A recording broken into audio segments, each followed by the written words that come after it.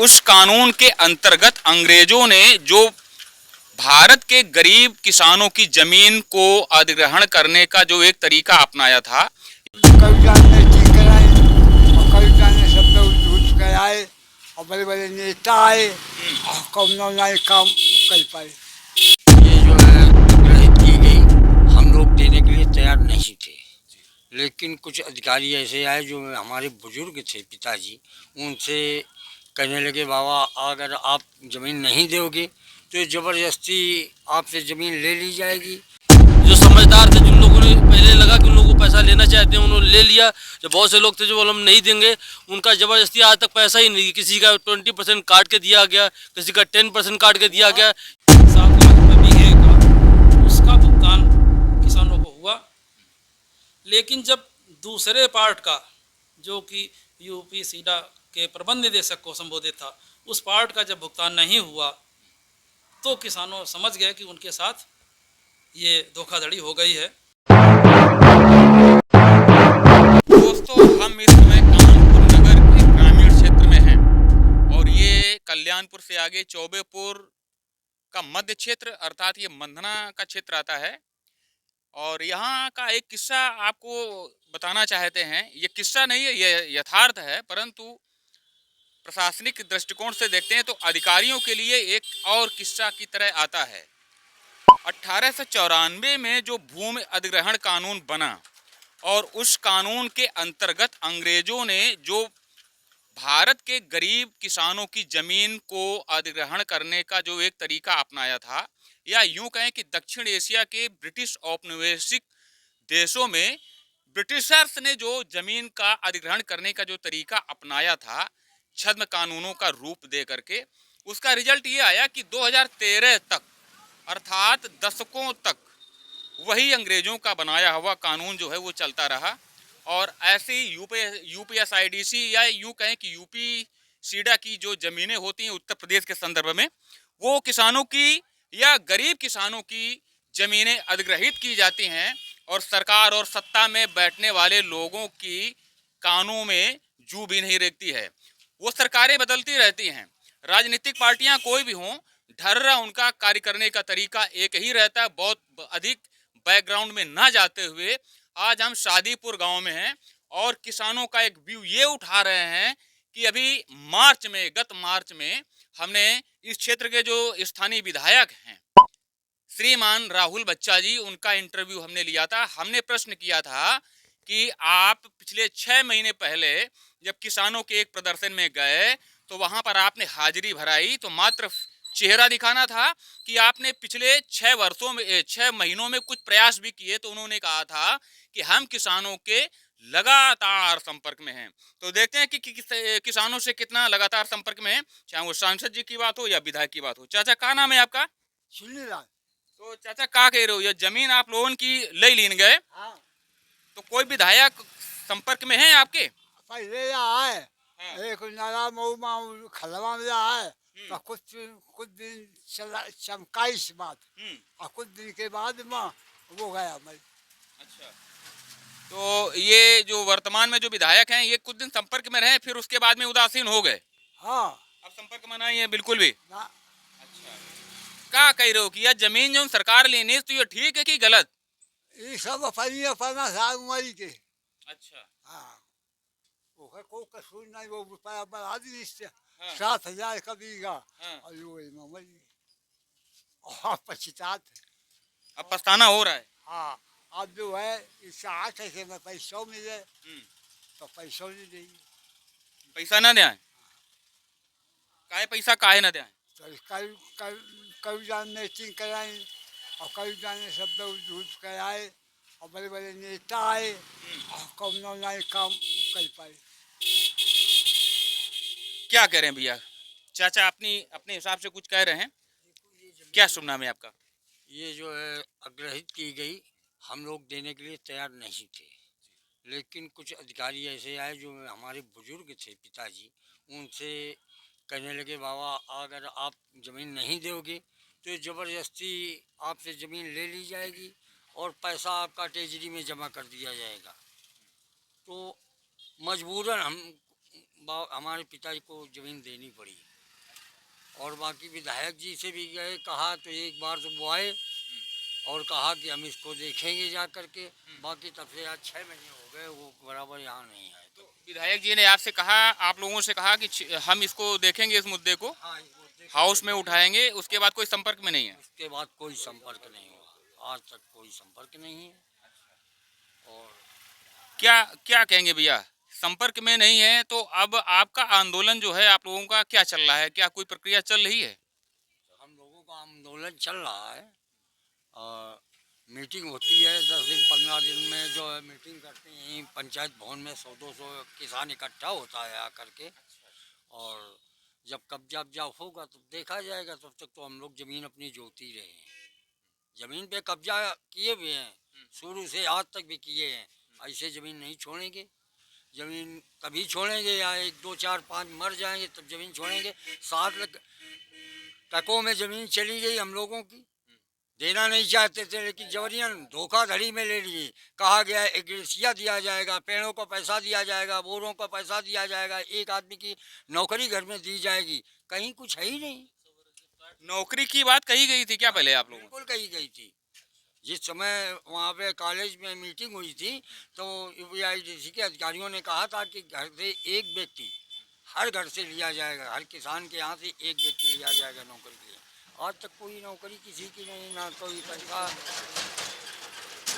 तो दोस्तों देखते हैं कि नौकरी, एक परिवार के एक युवा को नौकरी देने की बात थी, क्या कहेंगे भाई साहब? नहीं बोलना चाहते कुछ भी? तो नौकरी देने की बात थी। और शादीपुर गांव में देखते हैं कि और भी जो लोग, जो किसान इनपुट देना चाहते हैं तो उनका भी इनपुट लेते हैं। और ये भी देखते हैं कि देश की कुल आबादी का जो 68.6% ग्रामीण क्षेत्रों में निवास करता है, यानी कि किसान है।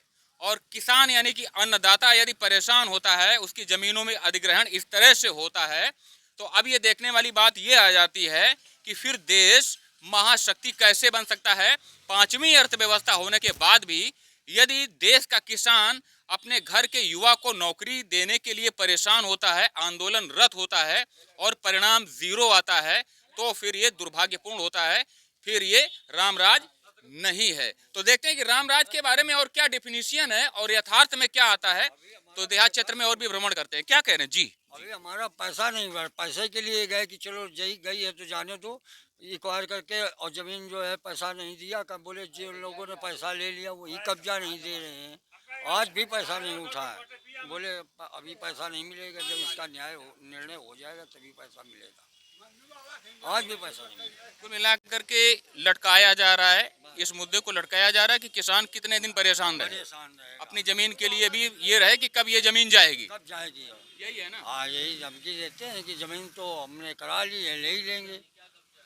हाँ, बैनामा नहीं हुई, एक कागज पे 10 साइन करवा करके और फोटो लगवा करके अपना ले ली ज़मीन। अच्छा, साइन कराए हैं और फोटो लगा करके साइन करा लिए और जमा करा दिए, पैसे अकाउंट में आ गए और जमीन चली गई। और कुछ लोगों का बैनामा नहीं हुआ था, तो जब चारों तरफ से पैसा मिल गया सब लोगों को, तो वो परेशान हो करके 3-4 लोगों ने गांव में रजिस्ट्री की जाके कि अब हमारी ज़मीन तो फंस गई जाके बीच में, चारों तरफ से घेर देगी। तो 3-4 किसानों ने 7-8 बीघे ज़मीन जा करके रजिस्ट्री यूपीआईडीसी के नाम की है। ये जमीन छल से ली गई, ये कहना चाहते हैं? हाँ, ये ज़मीन छल कर से ली गई, हम लोगों को बरगला करके कि नहीं, अगर नहीं भी दोगे तब भी ज़मीन चली जाएगी। तो इसलिए जो है किसान परेशान होके जो है। क्या कह रहे थे भैया, अभी कुछ कह रहे थे आप? क्या कहना बहुत से किसान तो ऐसे हैं जिनका अभी तक पैसा ही नहीं मिला। बाकी लोगों को 7 लाख का बीघा जो हुआ था वो तो मिल गया था, मगर बहुत से किसान ऐसे हैं जिनका पैसा आज तक मिला ही नहीं, तो केस लड़ रहे हैं। बहुत से किसान ऐसे भी हैं कि उनको पैसा ही नहीं मिला अभी तक? नहीं, बहुत से ऐसे किसान हैं जो समझदार थे, जिन लोगों ने पहले लगा कि उन लोगों को पैसा लेना चाहते हैं, उन्होंने ले लिया। जो बहुत से लोग थे जो बोले हम नहीं देंगे, उनका ज़बरदस्ती आज तक पैसा ही नहीं, किसी का 20% काट के दिया गया, किसी का 10% काट के दिया गया। ये अधिकारियों की सारी मिली भगत थी। चेक देते थे हाँ जी? जब वहाँ पैसा घूस देते थे जाके 10,000 रुपये, तब वहाँ 8 बीघे 7 बीघे की चेक देते थे। क्या कह रहे हैं? ये तो बड़ी गंभीर बात है कि 10,000 20,000 रुपए घूस लेते थे। मूल जितनी ताकत जो कीमत थी ना 7 लाख, उसका 10% 20% सारे बाबू लोग खा गए। उसका पैसा आज तक नहीं मिला है, ठीक है। उसका खुद में मेरे पिताजी ने जो मेरे खेत गए थे उसका 20% काट के उन्होंने दिया था, 20% काट के दिया था। ये 20% किस बात का काटा गया था, किस बोले चीज थे का? आपको बाद में मिलेगा, मगर ऐसा कहीं कुछ नहीं है, आज तक ऐसे चल रहा है। और हमारे खुद के चाचा जो हैं जिनका पैसा ही नहीं मिला। और किस सन में ये जमीन, कौन से सन में ये गई थी? सन 2002 में एक और हुई थी और सन 2009 में पैसा मिला था। 7 या 8 में शायद एक बार हुई थी, तब से ऐसे ही। और जो बोल रहे हैं ना चाचा कि हमारे अपने खेत पे कब्जा करे, कोई कब्जा नहीं है, सारे खेत ऐसे बंजर पड़े हुए हैं, ठीक है। कुछ नहीं मिलता किसानों को, सिर्फ सरकार बाबू लोग मिलकर खाते रहते हैं, कुछ नहीं है।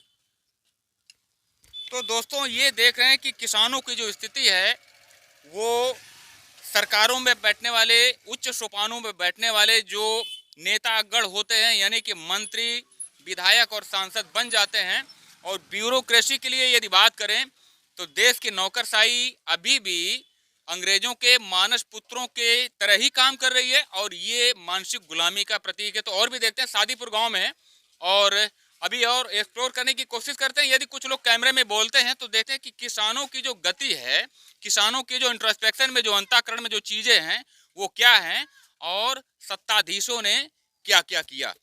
तो देखते हैं कि अधिग्रहण का खेल किस तरह से चलता है।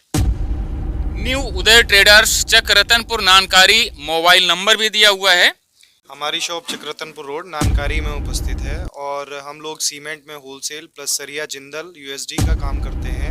प्लस हमारे पास गिट्टी मोरंग भी उपलब्ध है और सीमेंट में क्वालिटी से लेके क्वांटिटी आप लोगे, प्लस उसमें रेट में सबसे बेस्ट चीज़ है हमारे रेट आपको ऐसे मिलेंगे कि मार्केट में हो सकता है नहीं और कोई दे सकता है।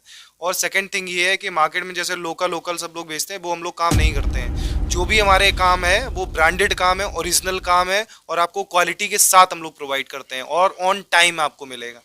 लोग हमारे पास इसलिए आए क्योंकि मार्केट से रेट आपको कम मिलेगा, प्लस मेन चीज़ है कि क्वालिटी मिलेगा आपको, ओरिजिनल प्रोडक्ट मिलेगा और ऑन टाइम मिलेगा। बहुत सारी चीज़ें होती हैं, डिले होता है, प्रोडक्ट नहीं मिल पाता, समय पे नहीं बेच पाते हैं, प्रोडक्ट डैमेज भेज देते हैं, वो सारी समस्याएं नहीं होंगी। फ्रेश माल होगा, ऑन टाइम होगा और क्वालिटी विद रेट बेनिफिशियल, ये आपका रहेगा।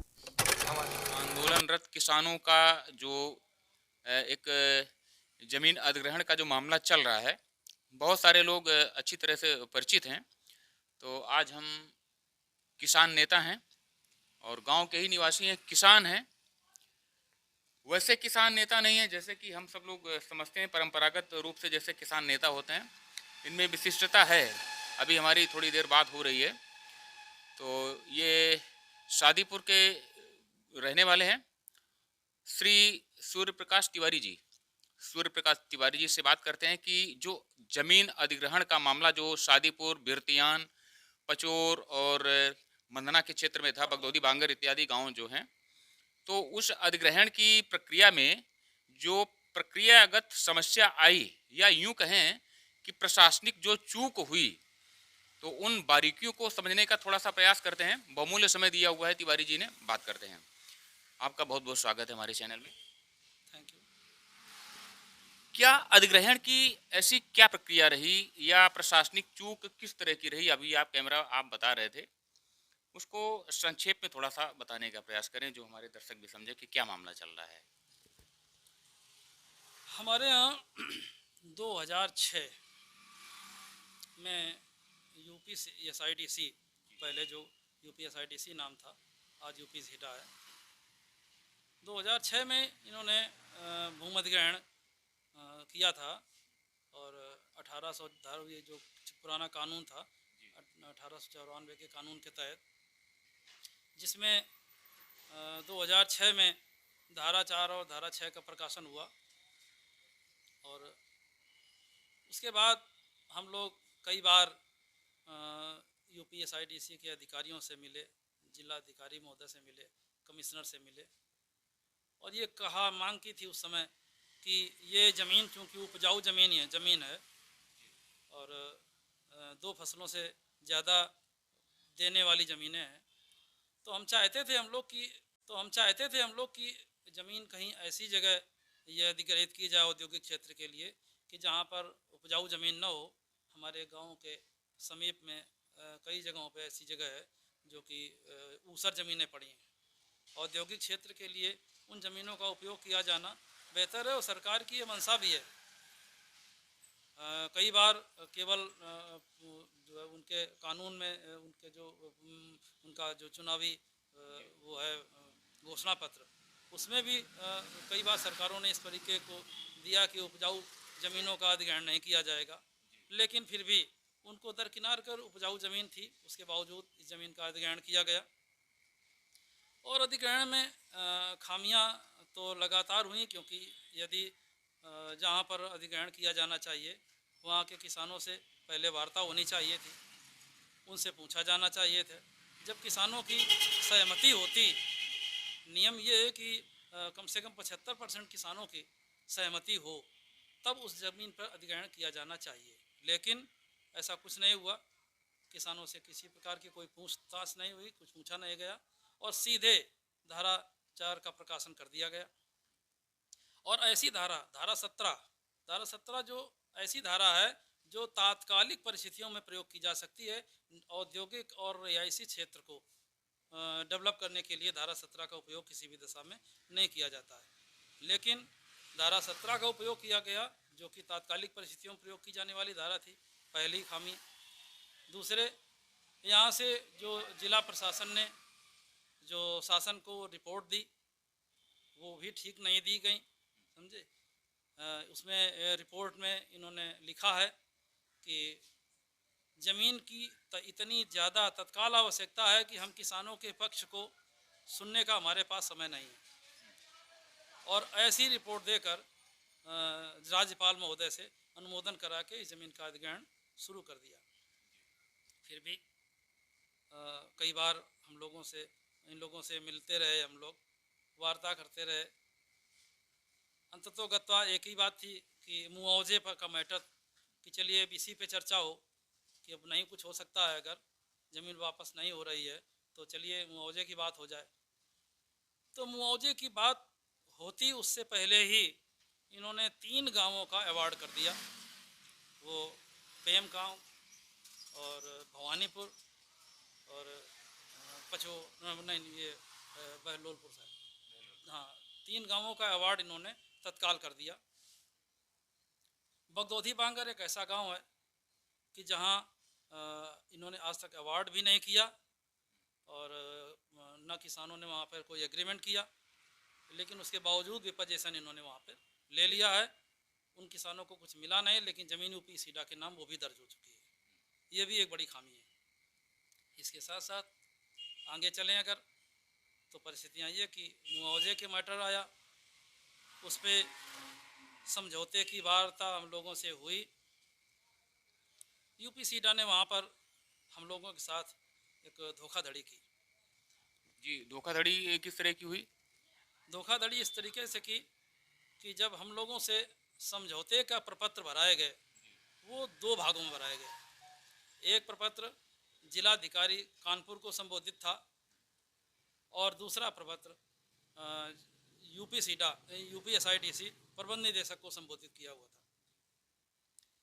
तो जो जिलाधिकारी को संबोधित प्रपत्र था 7 लाख रुपए बीघे का, उसका भुगतान किसानों को हुआ, लेकिन जब दूसरे पार्ट का, जो कि यूपी सीडा के प्रबंध निदेशक को संबोधित था, उस पार्ट का जब भुगतान नहीं हुआ तो किसानों समझ गए कि उनके साथ ये धोखाधड़ी हो गई है। और उसके बाद फिर जो किसान बचे हुए थे उन्होंने पैसा नहीं लिया और एक आंदोलन का एक बिंदु बन गया कि नहीं, अब जो है ये हम ज़मीन नहीं देंगे। लेकिन और आगे चलें, परिस्थिति ये परिस्थितियाँ यहीं से बंद नहीं हुई। धरने के दौरान 2011 में इन्होंने कहा कि अगर आप संतुष्ट नहीं हैं मुआवजे से तो हम आपकी ज़मीन ही नहीं लेंगे। अच्छा, हाँ, हम ज़मीन वापस कर देंगे, किसान प्रतिकर वापस करें और हम ज़मीन वापस कर देंगे। ऐसा एक समझौता 2021 सितंबर 2011 को यूपी सीडा प्रबंधन और किसानों के बीच ये समझौता हो गया कि अब वो ज़मीन नहीं लेंगे और किसान प्रतिकर वापस करें और ज़मीन का डिनोटिफिकेशन किया जाएगा। लेकिन और इसके ठीक में 1 महीने बाद 21/10/2011 को इनके ही बोर्ड ने इस प्रस्ताव को पारित भी कर दिया कि ज़मीन का डिनोटिफिकेशन कर दिया जाएगा अगर किसान प्रतिकर वापस करें। किसान प्रतिकर वापस करने के लिए जिलाधिकारी कार्यालय भी गए, इनके यहाँ भी गए, लेकिन उस प्रक्रिया पर आज तक अमल नहीं हुआ, जो कि किसानों के आंदोलन का आज बिंदु है। आज भी यही है कि यदि आपने ज़मीन को वापस करने का निर्णय लिया है, यदि आपने किसानों से ज़मीन के डी नोटिफिकेशन का एक समझौता किया है और प्रस्ताव पारित किया है, तो अब ज़मीन का डी नोटिफिकेशन करें। लेकिन 2011 से 2024 आ गया है, अब तक ज़मीन का डी नोटिफिकेशन नहीं हुआ और किसान आज तक आंदोलन कर ही रहे हैं। ये परिस्थितियाँ आज तक की इसमें चली आ रही हैं। ये कह सकते हैं कि प्रशासनिक चूक है, प्रशासनिक लापरवाही है। अगर हम इसको लापरवाही कहें या हम ये कहें कि वाकई हमारे साथ ये इन्होंने ज़मीन लेने के लिए धोखाधड़ी कर दी है, तो हम ये भी गलत ना होगा, क्योंकि 2 भागों में प्रपत्रों को भरा लेना और उसके बाद डिनाई कर देना कि हमारे यहाँ ऐसा हुआ नहीं है, तो ये तो एक चीटिंग हो गई एक हिसाब से। और इसका तो कह सकते हैं कि अपने यहाँ, अपने देश में जो भूमि अधिग्रहण कानून है, जो कि अंग्रेज़ों का बनाया हुआ था, 1894 में जो बना था, और उसमें जितने भी उपधाराएँ थीं, धारा 1 से लेकर के जितनी भी धाराएँ थीं, और उसके बाद सुधार हुआ 2013 में, संभवतः सुधार भी हुआ कुछ। तो ये सारी की सारी जो प्रक्रिया है, रिफॉर्म की भी प्रक्रिया है, नए रूल बनते हैं, तो उसके बाद भी जो मूल समस्या है, उन समस्याओं का निराकरण हो नहीं पाता है। बनाया हुआ, इस पे कभी किसी सरकार ने, जाने कितनी सरकारें आई और चली गईं, उस पर किसी ने विचार नहीं किया। खैर, ये कांग्रेस गवर्नमेंट ने उस समय इस पर थोड़ा ध्यान दिया और 2013 में एक नया कानून एक बदले स्वरूप में आया। उसके साथ साथ एक उसमें एक और धारा आ गई थी, धारा 24(2), जिसके तहत किसानों की एक आस जगी थी। उसमें प्रावधान था कि पूर्व के अधिग्रहण भी, 2013 के जो पूर्व के अधिग्रहण हैं, उनमें भी यदि जिस काम के लिए ज़मीन का अधिग्रहण किया गया है, यदि वो काम उस ज़मीन पर नहीं हुआ और ज़मीन पड़ी है, तो उस ज़मीन को किसान को वापस कर दिया जाएगा।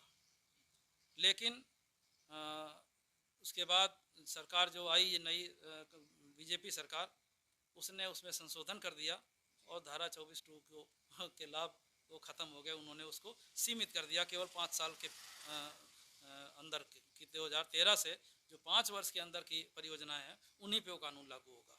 तो पीछे के लोगों के जो आस जगी थी, वो आस खत्म हो गई। अब रही बात ये कि नया कानून आया है, ये बिल्कुल सही है, लेकिन वो नए अधिग्रहणों पर लागू है। सर्किल रेट का 4 गुना देने का प्रावधान। सर्किल रेट का भी मसला बड़ा विचित्र है। सर्किल रेट की स्थितियाँ ये हैं कि सर्किल रेट लंबे समय से बदले नहीं है। जहाँ अधिग्रहण किया जाता है, वहाँ पहले से सरकार सचेत हो जाती है और अधिग्रहण के वो जो है वहाँ सर्किल रेट बढ़ने नहीं पाते। नंबर 1 बात। दूसरी बात, सर्किल रेट का 4 गुना भी पर्याप्त नहीं होता। पर्याप्त इसलिए नहीं होता है कि जब किसी क्षेत्र में कोई ज़मीन बिकती है, वो ज़मीन केवल सर्किल रेट के हिसाब से बैनामे में इतना ही लोग दर्शाते हैं। ज़मीन 1 करोड़ रुपये, आज भी यहाँ पोजीशन है कि ज़मीन 1 करोड़ 1.25 करोड़ रुपये बीघे बिक रही है यहाँ। सर्किल रेट साहब 10 लाख रुपए बीघे का है, तो जो लिखा पढ़ी हो रही है वो 10 लाख बीघे की हो रही है। तो आप ज़मीन का आकलन अगर करें तो बाजारू मूल्य का जो विधान है, तो बाजारू मूल्य कुछ होता है और सर्किल रेट यदि 10 लाख का 4 गुना कर दिया जाए तो 40 लाख होता है, जबकि ज़मीन 1.25 करोड़ रुपये बीघे बिक रही है। तो वहाँ भी किसान को दिक्कत होती है। लेकिन फिर भी नया कानून जो आया है सर्किल रेट के 4 गुना का, वो नए परिस्थितियों नए में लागू हो रहा है। पुरानी परियोजनाओं को अभी इन्होंने उसमें शामिल नहीं किया है। तो अब जी समस्याएं जो 1894 के कानून वाली हैं, फंसा हुआ है, वो किसान आज भी इसी तरीके परेशान और घूम रहे हैं। लेकिन उनको अगर देखा जाए तो सरकार तमाम रोज़गार देने की बात करती है, तमाम सरकार जो है किसानों की आय बढ़ाने की बात कर रही है, लेकिन इधर अभी किसी का ध्यान नहीं है कि किसान को किसान बने रहने दें। ये बहुत बड़ी बात है। किसान को किसान नहीं, किसान की पहचान तो केवल ज़मीन होती है। अगर ज़मीन उससे जा रही है, ज़मीन उससे छीन ली गई, तो किसान वो कहाँ बचा? तो किसान उसको बना रहने दें, तो कम से कम रोजी रोटी उसकी चलती जाएगी। क्योंकि ज़मीन एक ऐसी चीज़ है कि उसके पीढ़ियों से, बाबा परबाबा पीढ़ियों से वो उसी ज़मीन पे काम करते रहे हैं और उनकी रोटी दाल उससे चलती रही। वो ज़मीनें जब छीन ली जाती हैं तो किसान बेकार हो जाता है और वो परेशान होने लगता है। तो आज स्थिति ये है कि जहाँ जहाँ भूमि अधिग्रहण हुए हैं वहाँ के किसान बहुत बुरी तरीके परेशान हैं। उनके सामने रोजी रोटी का समस्या है, उनके सामने आमदनी की समस्या है और वो अपना उनको घर चलाना कठिन हो रहा है।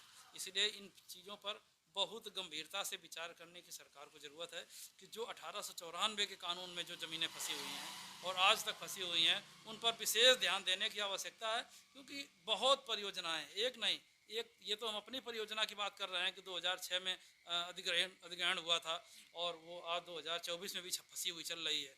इसके अलावा आसपास की परियोजनाओं को बगैर देखें, और औरैया में देखिए वहाँ पड़ा रहा, अभी जबरन कब्जा हो गया, वो ज़मीन कुछ हज़ार रुपये भी गई।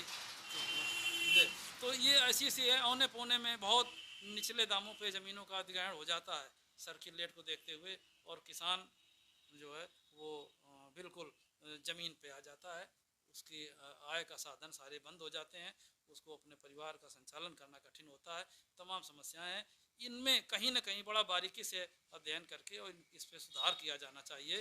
क्योंकि अच्छा, दूसरे ये है कि अधिग्रहण की प्रक्रिया को लंबा नहीं होना चाहिए।